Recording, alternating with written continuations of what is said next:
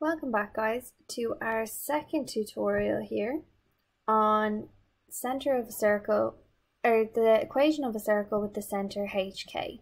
So in the last tutorial we were looking at the first formula in our log tables on page 19, which is x minus h squared plus y minus k squared is equal to r squared. We're now going to move on to our second set of formula for the equation of a circle, which you can see here, is if the equation of a circle is given in the form x squared plus y squared plus 2gx plus 2fy plus c equals 0, which you can again see and highlight there on page 19 in your log tables. Okay, so please again take it out and highlight on page 19 in your log tables. Then the center of the circle is minus g and minus f, this value here and this value here as a minus. And the radius is equal to the square root of g squared plus f squared minus c, provided that this is greater than 0, because obviously we can't get the square root of a negative number. And both of these formulas, guys, are again in there on your log tables on page 19. So can we add those and highlight those now too? We're now looking at example 3 from your notes booklet, which is how to find the center and radius of a circle when given this form of equation. Now this form of equation, guys, is just taken from when the first form was multiplied out, so it's no longer in brackets. But to do this, I need to write out my general equation here. So I'm going to write out x squared plus y squared plus 2gx plus 2fy plus c is equal to 0. And underneath this, I'm going to write out the equation of the circle they've given me, which is x squared plus y squared minus 2x plus 4y minus 8 is equal to 0. So now I can see, when I look at this question, that 2gx and minus 2x are equivalent, 2fy and plus 4y are equivalent, and c and minus 8 are equivalent. And this is how I'm going to find my values. So therefore, So therefore, 2gx is equal to minus 2x. Therefore, 2fy is equal to 4y, and therefore c is equal to minus 8. Now we're going to solve for g and solve for f. So the first thing I see is that my x cancels on both sides, and then I'm going to divide both sides by 2. And when I do that, I get g is equal to minus 1. Now I'm going to do something similar for f. My y's cancel on both sides. I divide both sides by 2 to get f by itself. So I get f is equal to 2. Okay? Which means now I can use this to help me find my center and my radius. So we know that the center is minus g and minus f, like it's given in our log tables. So we found our value for g is minus 1, so it's minus by minus 1, and f is 2, so minus by 2, which means my center is going to be plus 1 minus 2, being careful of signs there, guys. My radius is equal to the square root of g squared plus f squared minus c. So it's going to be equal to the square root of minus 1 squared plus 2 squared minus by minus 8. So we know that minus 1 squared is just 1, 2 squared is 4, and a minus by a minus is plus 8. Which means, guys, here I get 1 plus 4 is 5, plus 8 is 13. So my radius is the square root of 13. So I've now found the center and the radius of my circle using the general equation found on page 19 in my log tables. Okay, so if you want to pause the video here, we're going to add example 3 into our notes copy, and then we're going to move on to looking at how we can use this to solve some problems involving the circle.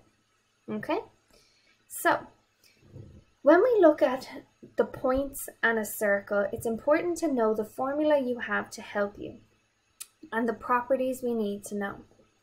So if you look here, if a point is on the circle, then the distance from the center to the edge, which is the radius, would be equal to the distance from the center to the point. If the point is inside the circle, then the radius, the distance from the center to the edge, would be greater than the distance from the center to the point.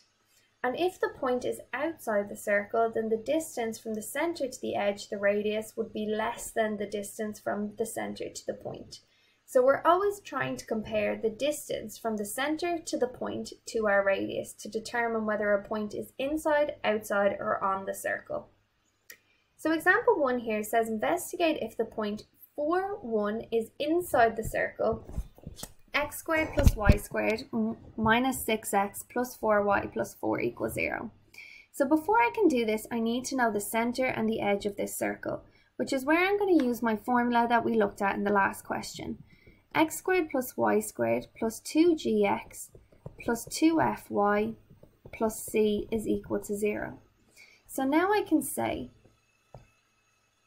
that therefore 2gx is equal to minus 6x, therefore 2fy is equal to 4y, and therefore c is equal to 4. Again, I'd see that my x's cancel on both sides and I need to divide both sides by 2. So cancel, cancel, divide both sides by 2. Same for my f value, cancel my y's and divide by 2, which means I'm going to get that g is equal to minus 3 and f is equal to 2. So that means my center, and remember my center is minus g minus f, would be positive 3 and negative 2. I can now also use this to find my radius, because I know that my radius is equal to the square root of g squared plus f squared minus c. So it's equal to the square root of minus 3 squared plus 2 squared minus 4. So I can tell when I put that into my calculator that I'm getting the square root of 9 plus 4 minus 4, which is the square root of 9, so is 3 units. So now I know the center of my circle is 3 minus 2 and the radius of my circle is 3. So now I need to investigate whether the point 4, 1 is greater than, less than, or equal to the radius. And I need to investigate the distance between the center, which is 3 minus 2, and the point P. So this is my center and this is my point P, 4, 1. And to investigate the distance, I need to find the distance using my distance formula. So I'm going to start off by labeling it x1, y1, x2, y2, and I'm going to use my distance formula, which is the square root of x2 minus x1 to be squared plus y2 minus y1 to be squared.